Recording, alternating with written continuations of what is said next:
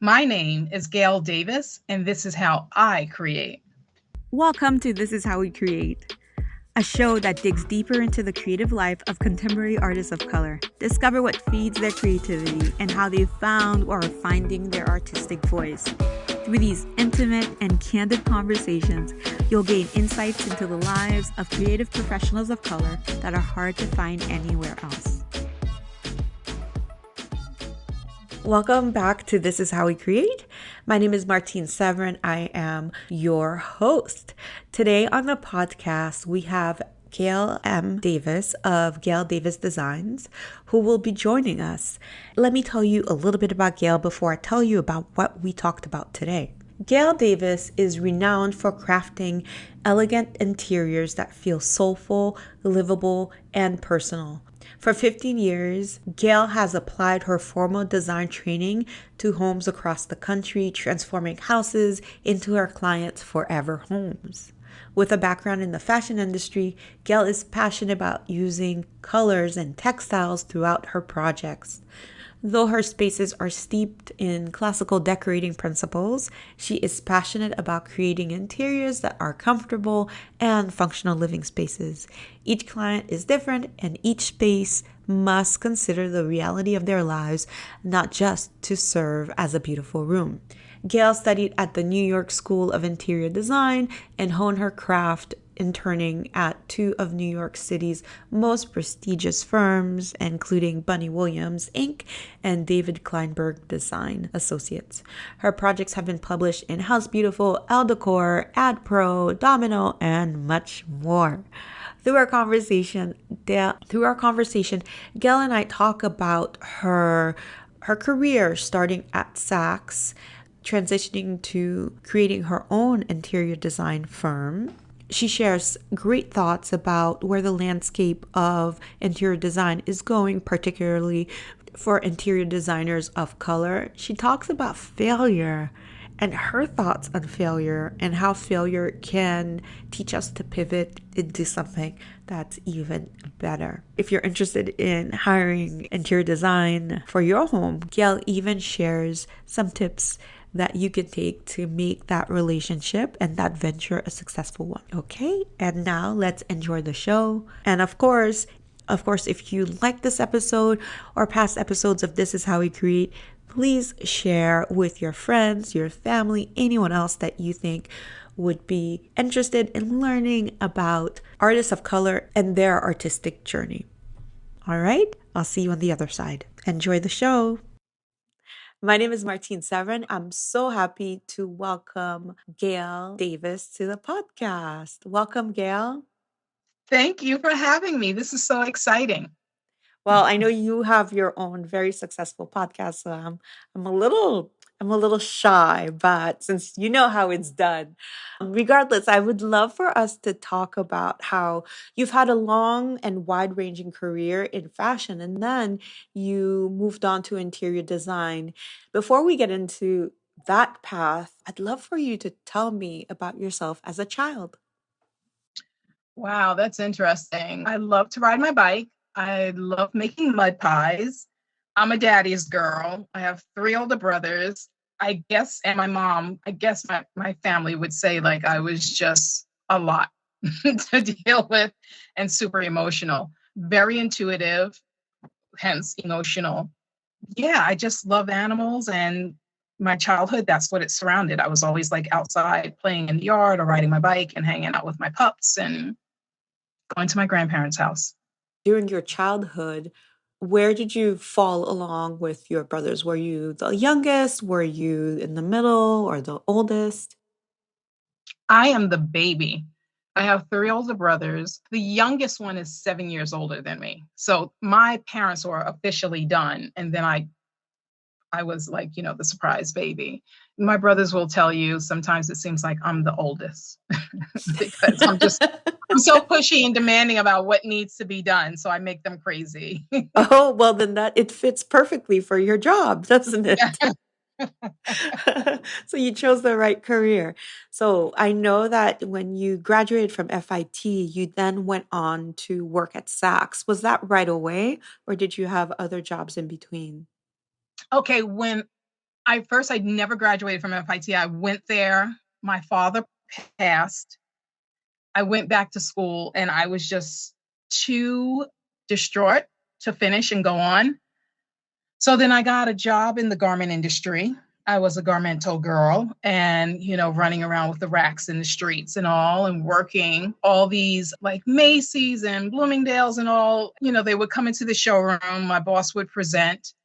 That job was really brutal. I was the only person of color. They weren't very nice to me. Gail now would set them on fire. And then from there, I went to work for this company, Packard Press. It was a printing company. And I was there probably for about a year.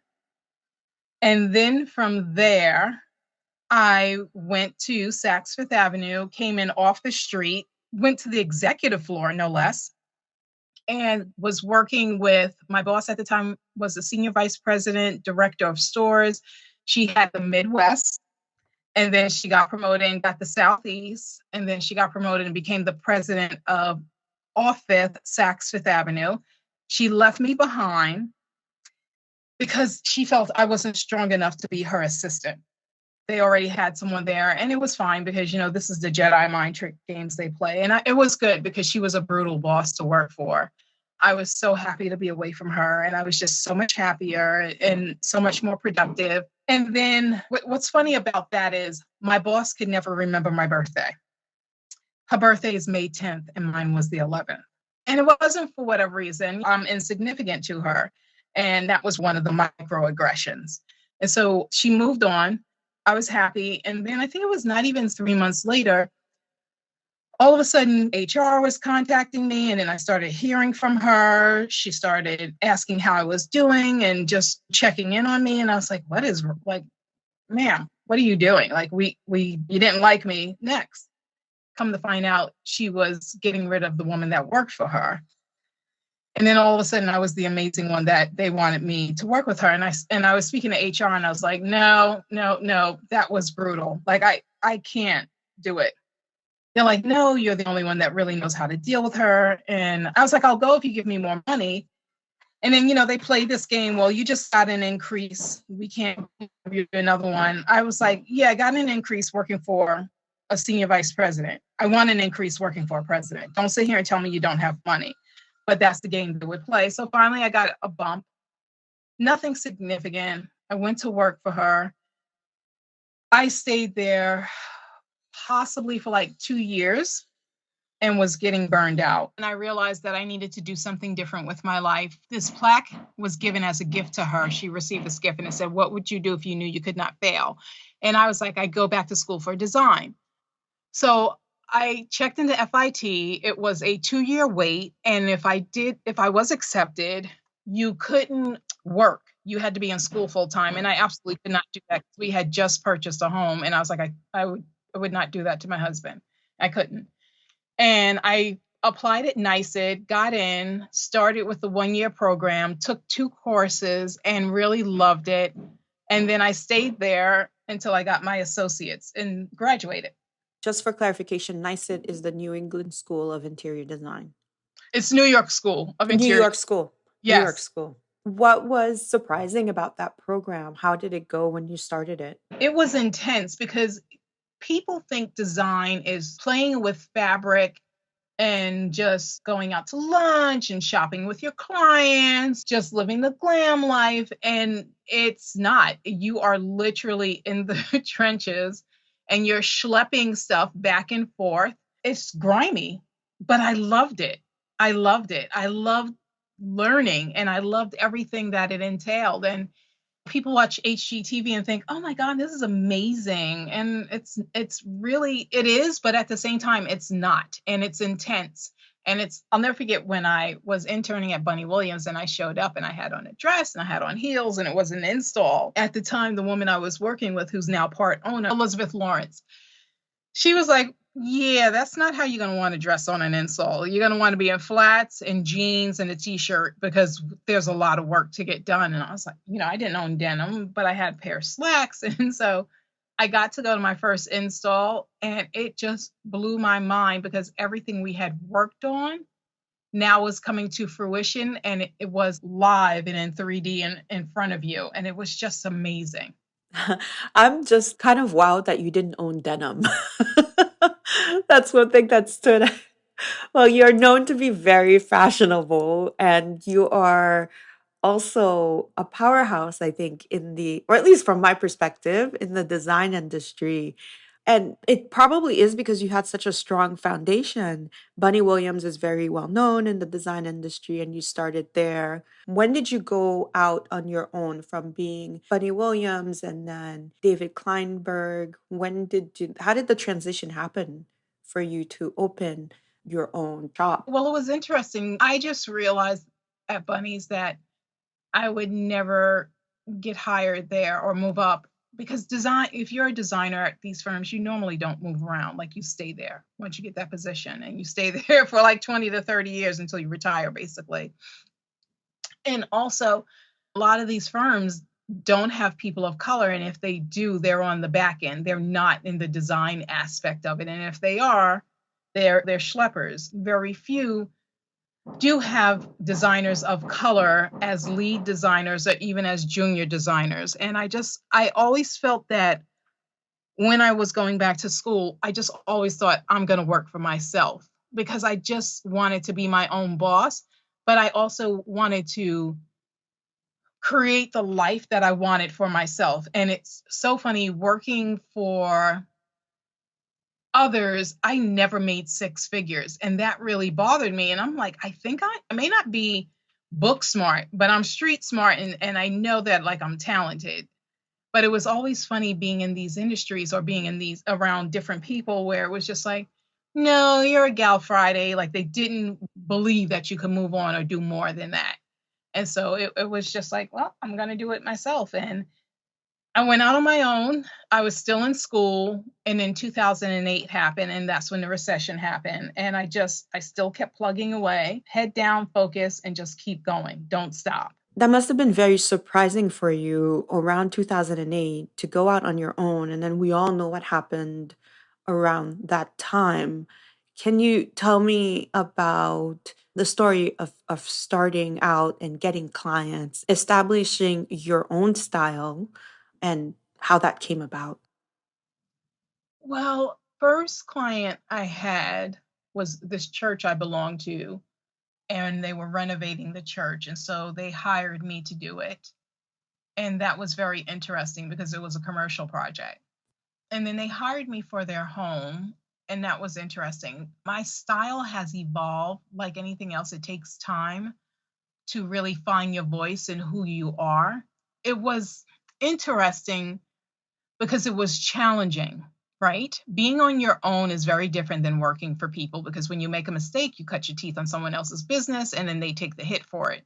And so I had to be very fastidious with the details and paying attention to the nuances of what I wanted for my clients as well as what my clients wanted. I had to learn how to stand really strong and assertive that when I presented my presentations and my design aesthetic to my clients, that they would push back and want something basic. And then I had to really educate them that they wanted something more. And especially for the size homes that these clients had, they weren't 4,000, 5,000 square foot homes. They were like 10,000 and 14,000, 15,000 square foot homes. And I was doing rooms in that home. So it was just all interesting and a learning curve, but it also really allowed me to gain confidence. And I really enjoyed that.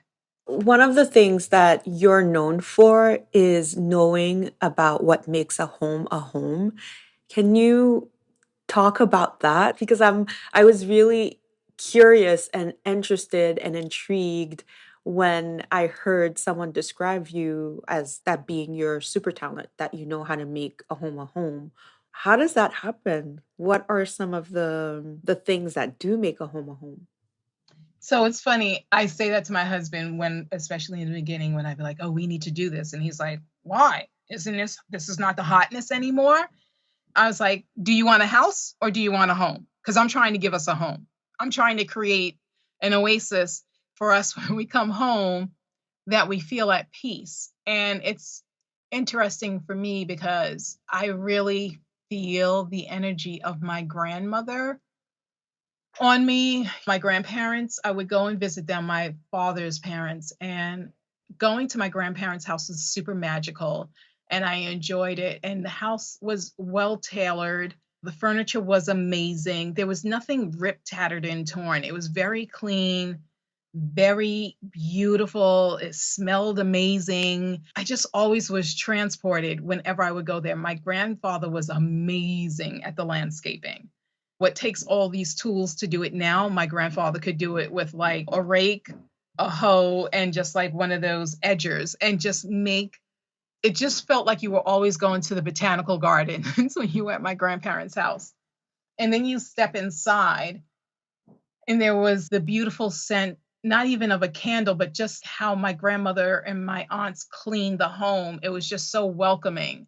And there was pillows and chairs. And I think about it now, there was this ottoman that had rollers, wheels on the bottom. And so you could roll it around. I used to always lay on that and just push it around the house. It was just one of the most amazing things for me as a child. And just even my grandparents staying over and sleeping on the bed linen, it was wonderful. And so with that, I've learned how to create something that people will see and they'll be like, oh, I can't see past that. And I go, no, no, just let me show you. And I love that when my clients get it, and then after it's all done in the house, like they're just like, wow, this is really great.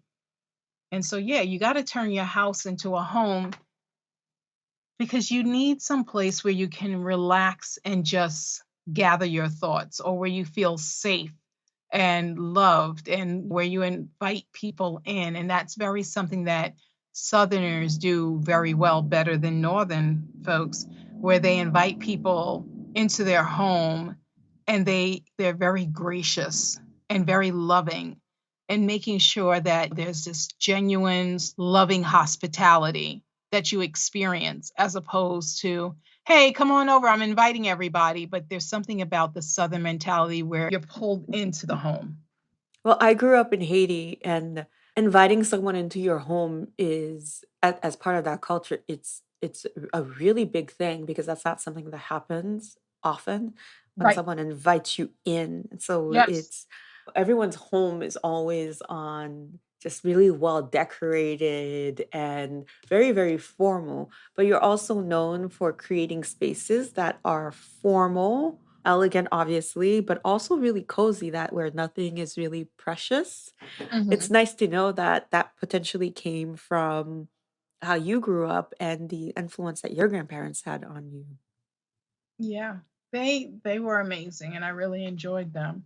And it just, even down to place settings, the china and table settings with the forks and all, and just the weight of them. I still feel it. And now that my grandparents have passed and we're breaking down the house because we're going to put it up for sale, it's a wonderful thing to go through and just get the stuff and it pull out whatever it is, and then you remember it like it's in your hand. It brings back such a visceral memory, and it's like, yeah, this is how you're supposed to live. It's really lovely to think that the home is supposed to provide all those lovely and warm memories for that we will recall in the future. I hadn't thought of it that way. Hmm.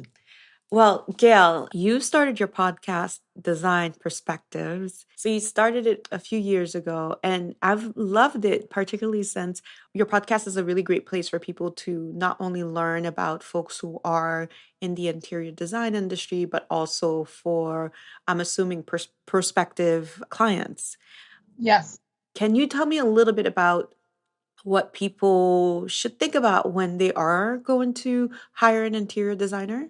Know that it's not HGTV, and understand the value that the designer brings to the experience that you're about to have. I think a lot of people think that we're just shoppers, we're their assistant and they have these ideas and they're like, okay, I want you to implement this. And it's like, if you're hiring a designer, 9 times out of 10, they're better than you. So tell them what you're thinking and what you want. And you have to be open, because so many times clients are rigid and they're trying to hold your hand and force you to go to the left when you're like, no, we have to go to the right. This is where it is. I promise you, if you trust me, this is going to be amazing. That has been very much a learning lesson. And if you're hiring a designer, you just have to trust the process. You can't keep interjecting and wanting to switch gears and change. You get things done a lot faster if you just let your designer step back and do what it is that they do. And I promise you, as long as they're a good designer, because there's some great ones out there, you'll get the home of your dreams.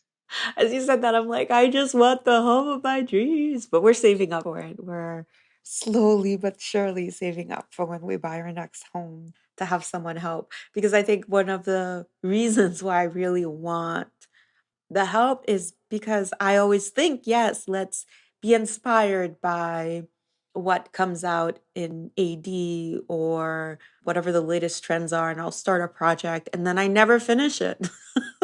Yeah, and that's the other thing. When you hire a designer, they get it done from beginning to end. It's so interesting that people hire a designer, but they're like, but this is what I want. This is what it needs to be. And you have to allow that designer to interpret it the way that they see it, and then also what the house is asking for. For me, I very much feel like the spaces speak to me. Sometimes I'll see it, and then other times I won't. And then all of a sudden, I just start getting these thoughts and these visions and how it should be. And these colors start really, once again, it's very visceral for me. So then I'm like, oh my God, this is it. This is it. And then I just start pulling the fabrics and sketching and figuring out the floor plan, like this is what it should be. So it's super lovely. I enjoy it. So it's been a few years now since you've started your business. Can you tell me about some of the things that you've learned about yourself since you started? I need to stand in my truth of what I know the space requires. I need to make sure that the vision is plain so my client can understand it and we can implement it and create this amazing space for them. I've learned that you have to own the room when you are in spaces with clients, with other designers, at events, when dealing with contractors. You have to stand in your space and just be able to talk and express it that commands attention and respect. And it's very much so with contractors and architects, even other designers that I have to encounter. They're always like, well, I know what I'm doing. Or I'm an interior designer, and then you find out they're really not. They're a PP decorator, which is painting pillows, or that they're a 3H runner, Home Goods, Home Sense, Home Depot. And it's very different when you're breaking down walls and reconfiguring a space, or even if you are just designing that space with fabrics and artwork and all, you need to understand what you bring to the table and how amazing it can be. Gosh, a PP designer? Yes, a PP decorator. A Because there's a PP difference. There's an decorator. yeah, there's an interior designer, and then there's like a PP decorator. And then the three H's. Oh, that's hilarious. Home Goods, Home Depot, and Home Sense. Was that what you said? Yes. Oh, gosh. Oh, that's brilliant. You mentioned something that's very interesting to me because I think as a photographer, I know what an image should look like. I can look at someone and I can see what I need to do. But I wonder for you, you mentioned that you will go into a space and you'll know what the space requires or what the space needs. How does that come to you? Just open sometimes. Like if I'm not thinking about it, then that's when I'm like, oh, okay, now I see it. I got it. I got it. I got it. Right. And then I'm ready to go. And then other times I'm like, no, not getting anything yet. And it doesn't mean that I don't know. It's just like it's not speaking to me at that time. Like it comes to me like if I'm sitting there, or sometimes I'm just working on something else. I could go for a walk. I could be walking my pups. I could be in a reservation. I could be sleeping and something will wake me up. And then all of a sudden I'll just really see it. And I'm like, oh my God. Okay. So, do you see the whole space or do you see a jumping off point, such as a rug, or do you see the furniture layout? Can you describe to me how you see it? All of the above. It's like a movie theater. It's like a movie happening in my head, literally. Like the space just comes together. That's the only way I can describe it. Because I'll be like, oh my God, that's so amazing. Or I'll watch an old movie and then I'll see elements where I'm like, oh, I love that. I love that. And it'll be like, oh yes, that's that, that's that Chicago project or that's that Florida project, whatever it is. And you're like, oh, okay. All right, cool. And I assume that once you have that image in your head, the hardest thing is to actually hold it and make sure it comes to fruition Nope. because the client will, no? No. Comes right there. Ooh. Once it's there, I'm there. And then I just start pulling the fabrics. I start pulling everything out or Oh. sketching and working with it, and it's all there. And then I'm like, okay. And then I have to start tweaking it for the space that I'm in. And that's where you have to hold the line, right? Yeah. Because the contractors will go amok. Yeah. Clients will push back. Is that something you had to learn, or did you always have that will? I guess that bossiness that your brothers thought that you had as a child. It all comes together, right? And then I'm able to translate it and I'm able to bring it to life. And the client really understands because they'll look and like, I'm not getting it. And then once I start walking them through the space and showing them, like it lights up, you can see like it's clicking for them. And it just becomes something so magical. Like I'm excited about it. It's really great. That's all I can say. Well, I have two last questions for you as we're wrapping up. So I am seeing that the landscape of interior design is changing, though slowly changing for interior designers of color. Can you talk a little bit about how you've seen the industry change or what direction you think it's going to go? And I have to say, I'm asking you this question because you did a brilliant podcast episode, which I'll link in the show notes about this very same this very same question. But I sense a lot of the folks who are listening to this podcast might not know much about the interior design industry. I wanted to just ask your thoughts here in this forum. The landscape of interior designers of color is very interesting. 2020 was a very pivotal moment for all of us, and more so because we were all stuck in our houses. America, white America, got to see how Black people are treated in this country. And to watch the life just leave someone's body on national television, whether it was George Floyd or Ahmaud Arbery, it forever has changed. But here we are almost 2 years, almost 3 years later, and everything is going back the same. And so for designers of color, it put us on the map. And all of a sudden, we went from people knowing that there were designers of color to now, wow, there are designers of color. Like all of our businesses exploded exponentially. And it was really amazing and it was very gratifying. But it was also sad because designers of color were getting so much recognition. And then to hear whether it was PR people or other white designers complain that we want to get back to design, we want to get back to good design, we want to get back to regular things, regular design. And what they're saying is they wanted the spotlight to be removed from BIPOC.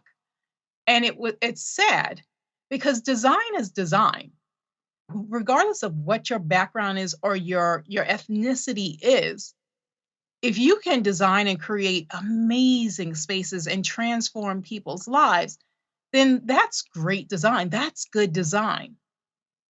And so it is just very interesting that also with that, the mask has come off for people of color dealing with racism, whether it's the microaggressions or the macro aggressions. You just call it out as it is, or sometimes you just do like we normally do. We just smile, keep it moving, and we don't care because that's your issue you have to deal with, not mine.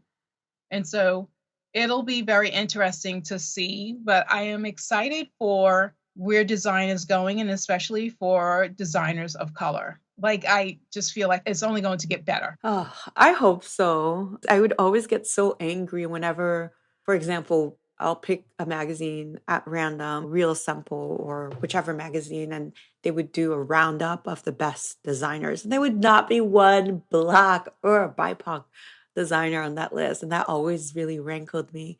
And I think that's one of the reasons I also started this podcast because I wasn't seeing the spotlight being put on artists of color.